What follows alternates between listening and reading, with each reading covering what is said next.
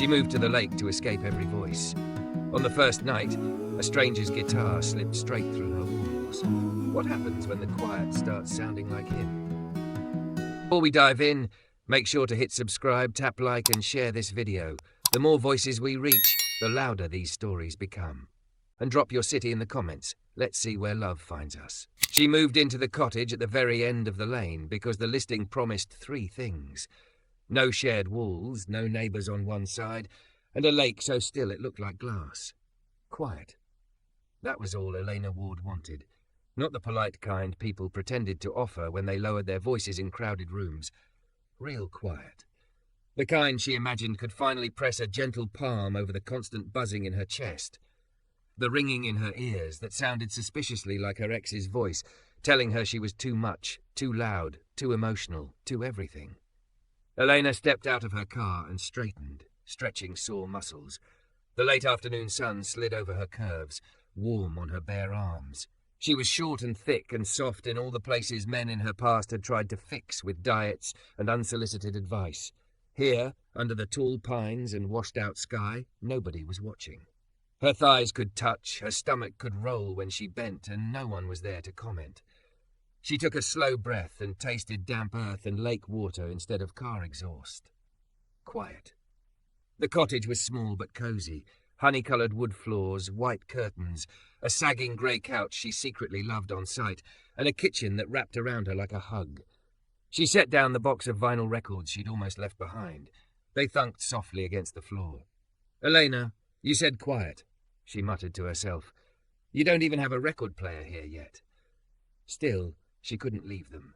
They were proof that once music had meant joy instead of shouting matches over whose playlist was too dramatic. She moved through the rooms, opening windows to let in the cool air. Behind the cottage, the lake stretched out, silver blue and calm, framed by trees. No traffic, no neighbours mowing lawns. Just a distant loon call and the whisper of wind through the leaves. Her shoulders dropped a full inch. She made a simple dinner and ate standing at the sink, watching the water darken outside. The silence was so deep it made her skin prickle at first, like the world was holding its breath with her. She brushed her fingers over the faint bruise-yellow shadows on her ribs, old stress, not fists, but it all lived in the same place in her body. "Enough," she whispered. "We're done with all that. We're done with noise." The first sound that broke the evening came just as she was rinsing her plate. A low thrum, distant at first. She froze, listening. It wasn't a car. Not thunder. It grew gradually, a bass line slipping under the skin of the night, then a chord, round and warm, like a voice clearing its throat after a long silence. Music. Elena set her plate down carefully, every muscle tight. She moved to the back deck, barefoot, and stepped out into the cooling air.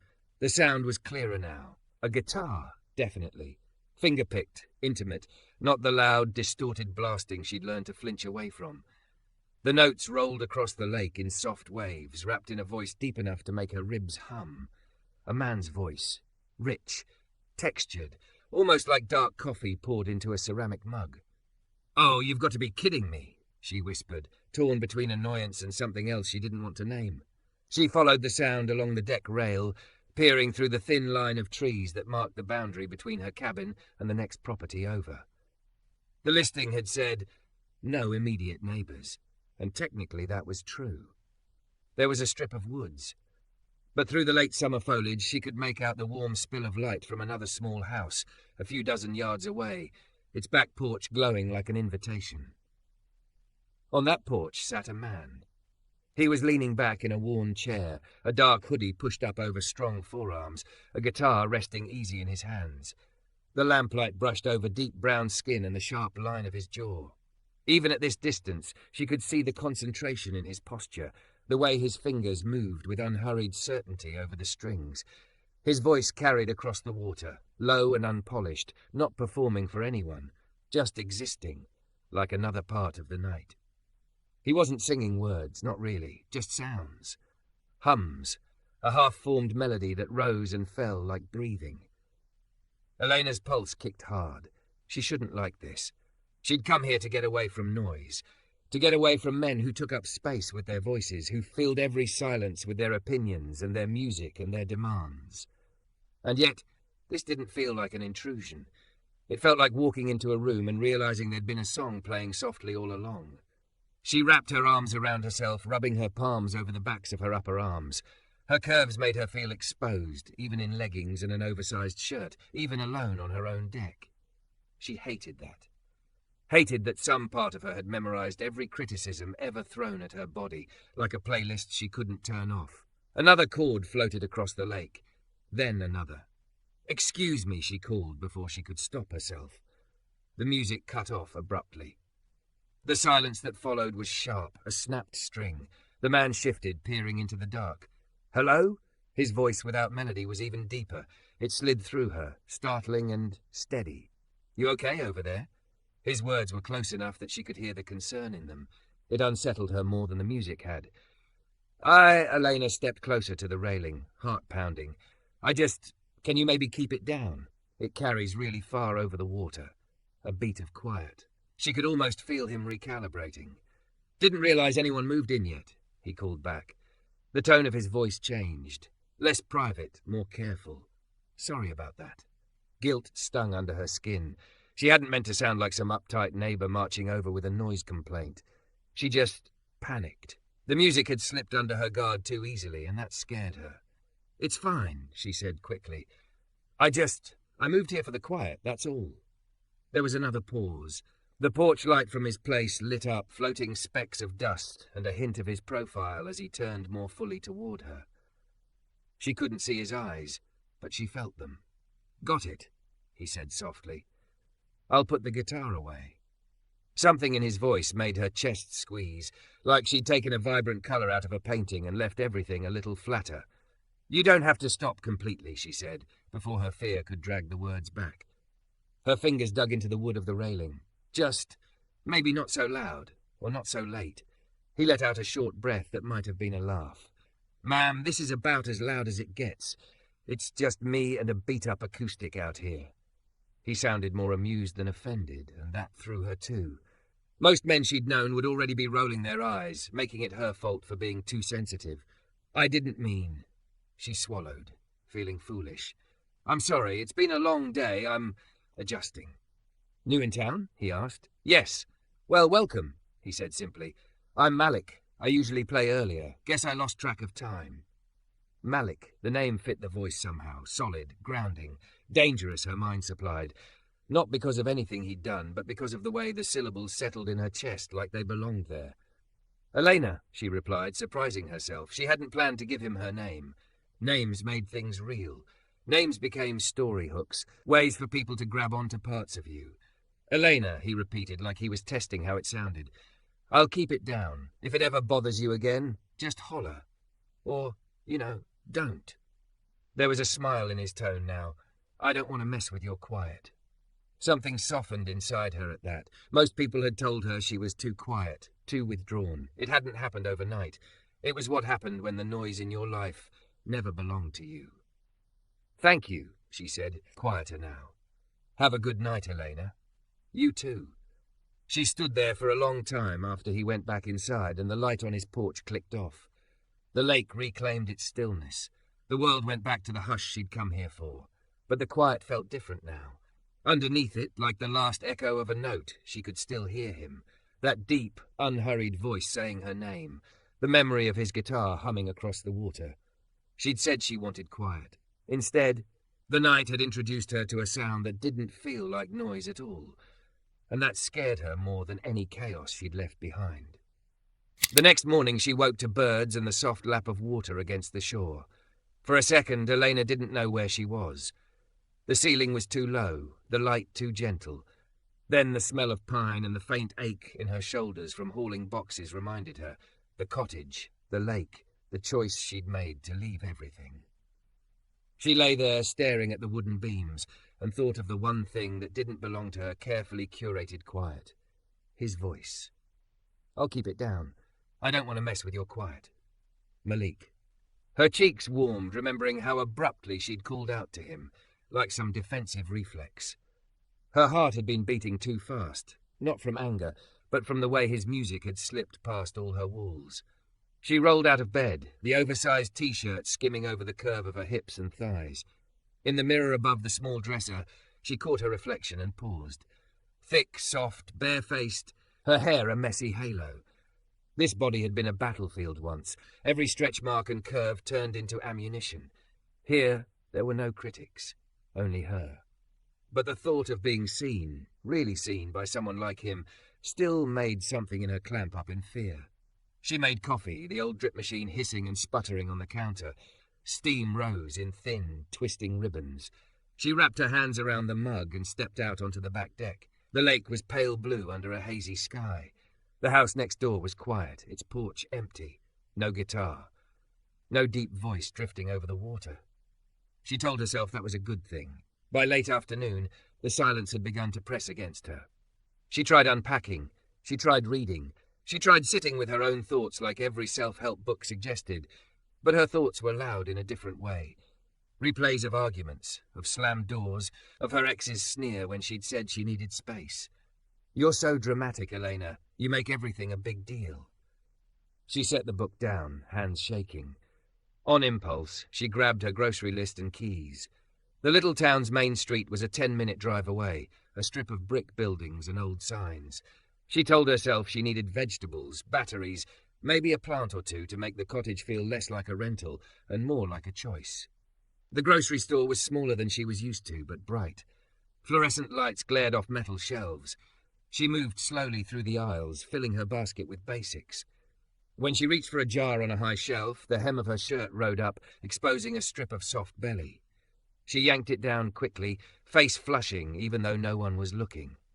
"Sorry, excuse me," a voice behind her said. That voice. She turned, heart stumbling. He stood there, basket hooked in one hand, the same dark hoodie from last night, but with the hood down. In the harsh store lighting, she could see more of him, the strong line of his nose, full mouth, neat beard lining his jaw.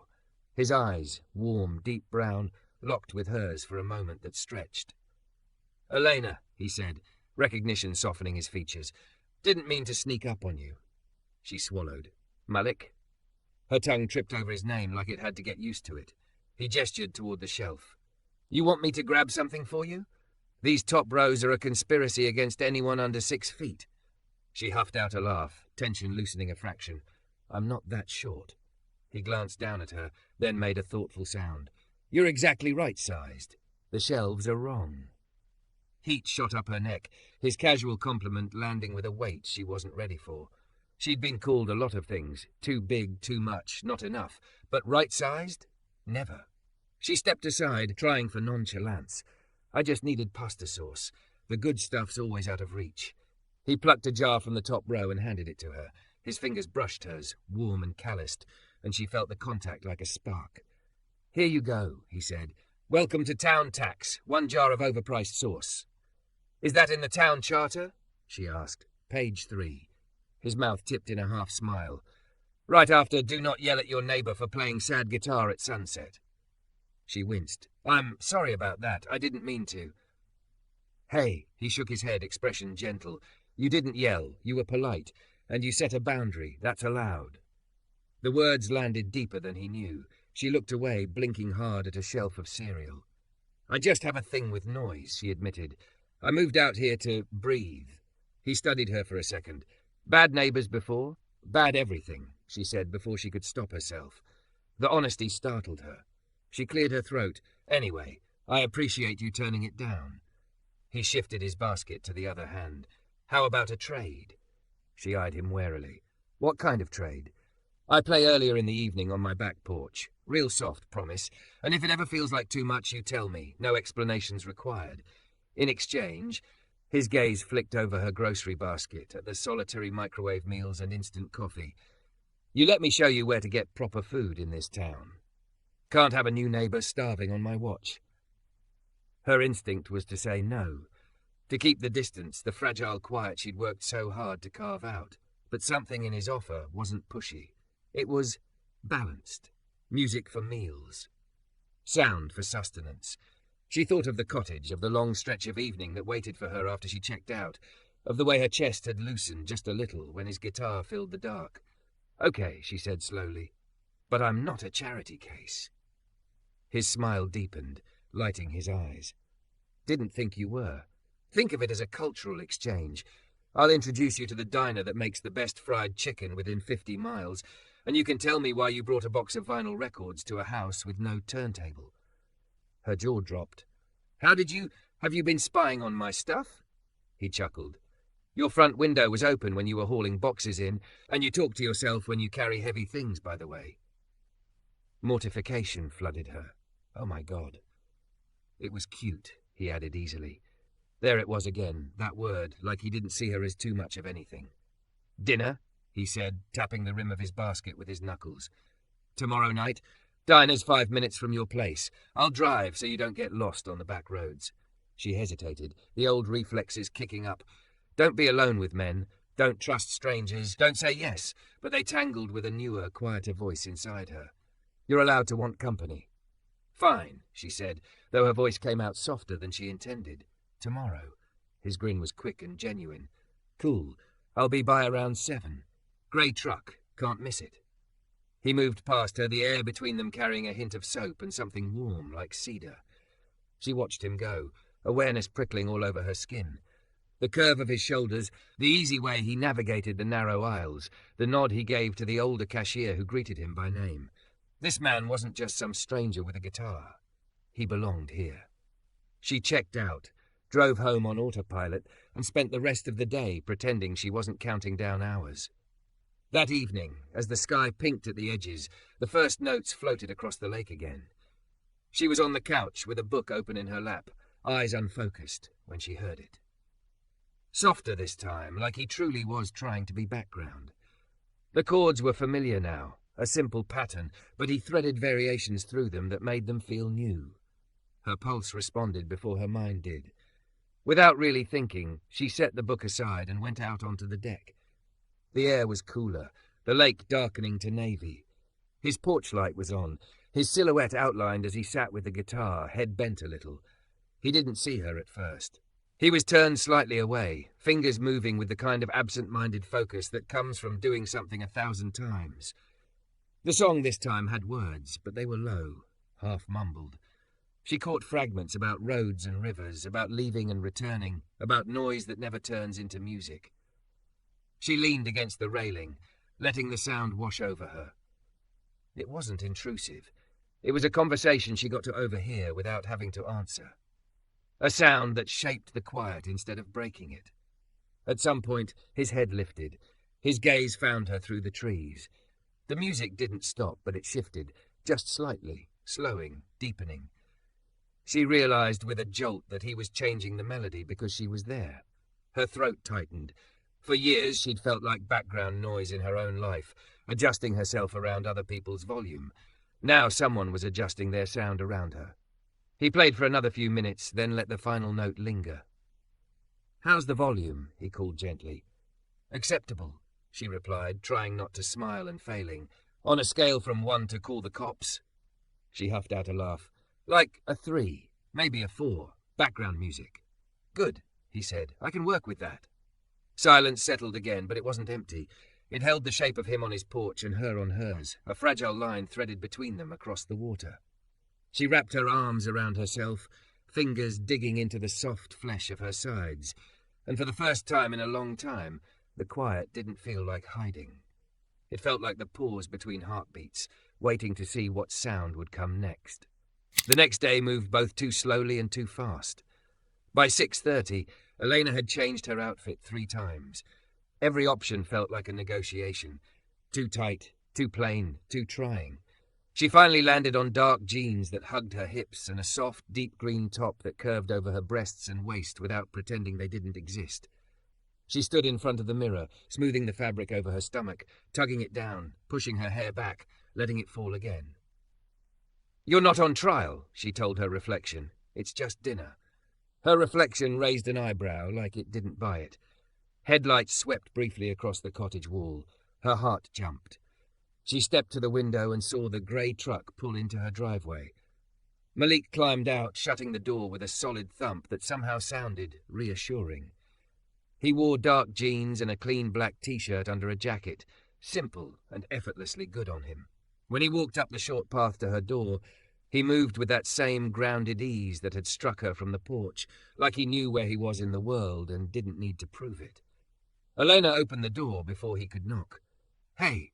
His eyes did a quick sweep over her, then came back to her face. Whatever flickered there made heat bloom under her skin. "Hey yourself," he said, a small, appreciative smile tugging at his mouth. "You look." His gaze dropped briefly to where the green top curved over her waist, then returned to her eyes. "Like the town hasn't earned you yet."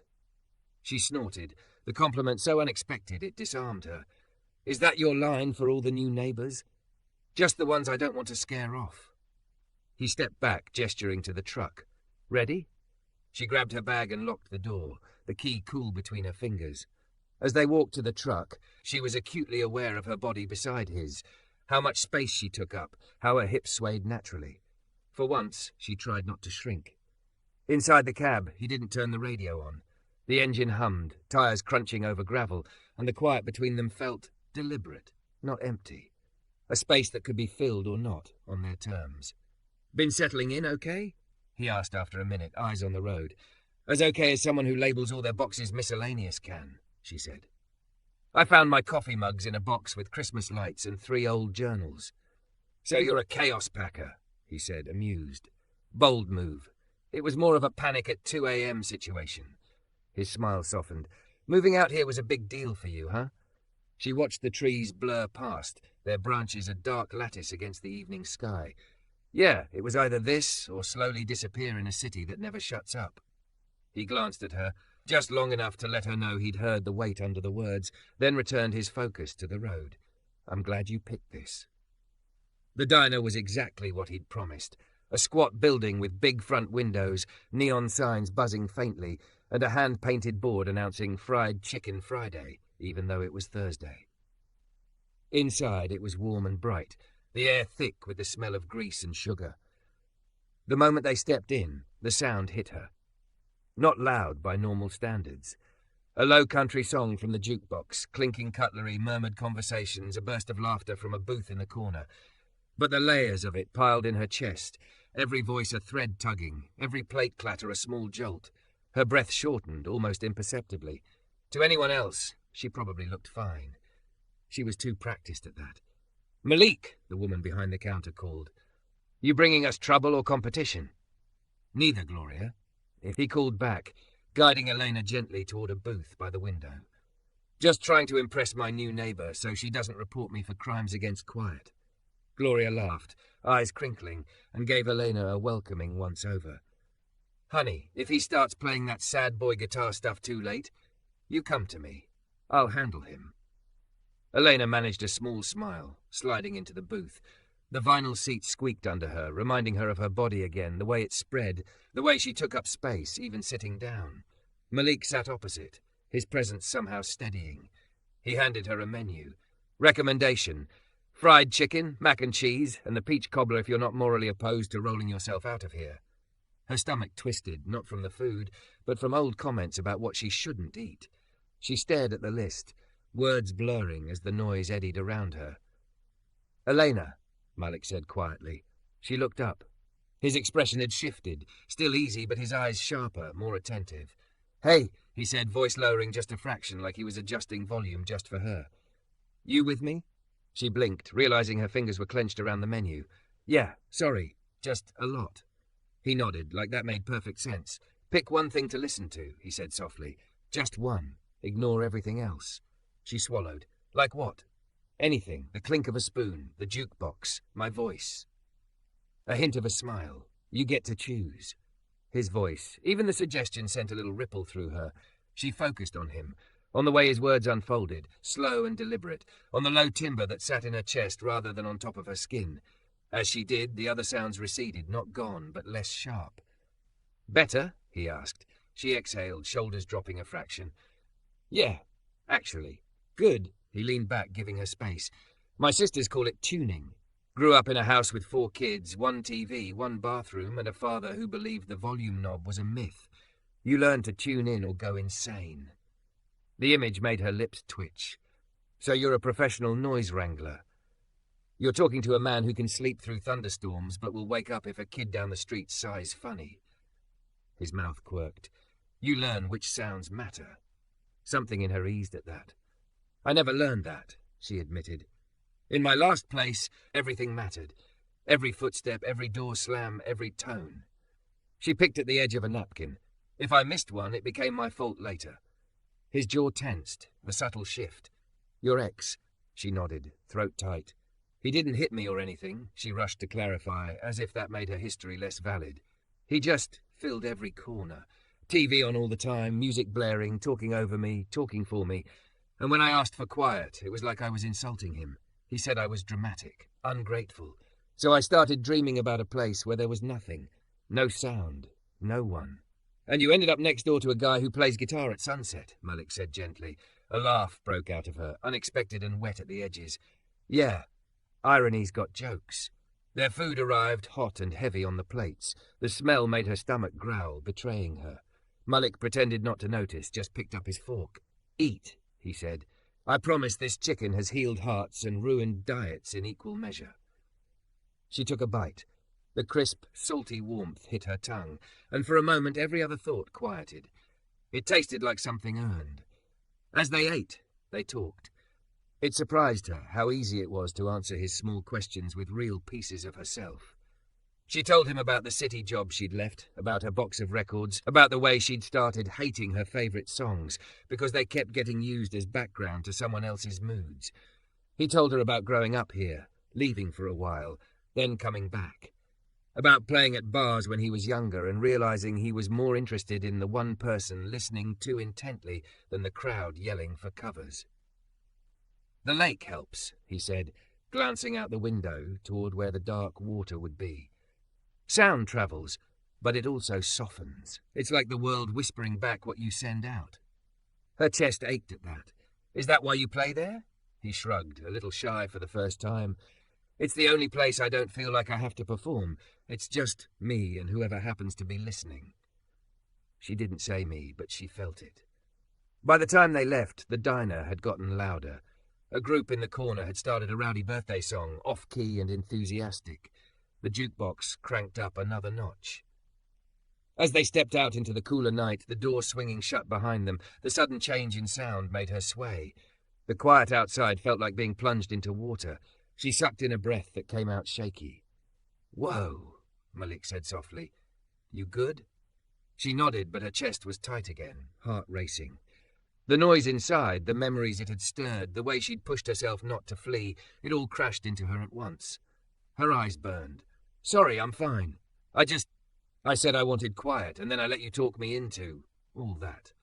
Hey, he said, more firmly now. He stepped in front of her, not too close, hands visible at his sides, voice dropping to that low, steady register that made everything else blur. You didn't let me do anything. You chose it. There's a difference. The distinction hit somewhere deep. She stared at him, breathing fast. Listen, he continued quietly. Right now it's just me, the truck, the crickets, and you. Nobody's demanding anything. Nobody's filling the air but us, okay? Her eyes overflowed then, tears hot against the cool night air. She hated crying in front of people, hated how it made her feel small and messy. She started to turn away. Elena, he said, so gently it stopped her. Can I come closer? She blinked at him, thrown. What? I'm not going to touch you unless you say it's okay, he said simply. Can I come closer? Something inside her loosened at the question. At being asked instead of told, invited instead of cornered. Yes, she whispered. He stepped closer, slow enough that she could change her mind at any point. When he was a breath away, he lifted his hands, pausing again. Can I? He gestured, leaving it for her to fill in. She nodded, throat too tight for words. His palms came to rest lightly on her upper arms, warm through the thin fabric of her top. Not gripping, not trapping, just there. His touch was an anchor, not a cage. Breathe with me, he murmured. In for 4, out for 6. Ready? She tried in 1, 2, 3, 4. Out 1, 2, 3, 4, 5, 6. His voice counted quietly, matching her rhythm, staying with her when her breath hitched, never hurrying her. After a few cycles, her heartbeat stopped trying to punch its way out of her chest. The night air smelled like pine and asphalt and him. You said you wanted quiet, he said softly, still counting their breaths. I get that. But quiet doesn't have to mean alone. Sometimes it just means nobody gets to be louder than you anymore. She laughed weakly, tears drying on her cheeks. You always talk like that? Only when I'm trying to impress a neighbour who keeps apologising for existing, he said. She swallowed hard. I'm sorry. He squeezed her arms just enough to get her attention. Try that sentence again without the apology. She stared at him, then let out a shaky exhale. I don't know how. His expression softened in a way that made her knees feel unsteady. Okay, he said. Then we'll learn, one sound at a time. They stood there for a while, the parking lot mostly empty, the diner's neon sign buzzing softly behind them. The quiet wasn't the hollow kind she'd once craved. It was full of crickets, of distant traffic, of their synchronized breathing, of his voice low and sure in her ear. Later, back at the lake, he walked her to her door. The water lay dark and still, the air cool enough to raise goosebumps on her bare arms. Thank you, she said, fingers curling around her keys. For dinner, tuning, he smiled. Anytime. And Elena? Yeah? If you ever want the quiet and the music, you can just say so. I don't mind adjusting. Her chest stretched around the possibility. I might ask you to play closer one day, she admitted, surprised at herself. Inside, where the records are. His eyes warmed, something like hope flickering there. I'd like that. Weeks later, on a soft, rainy evening, a guitar case leaned against the wall of her living room. Between two old speakers, a newly bought record player spun slow, a jazz record humming low in the background. The curtains were open to the lake, raindrops stippling the surface like fingertips.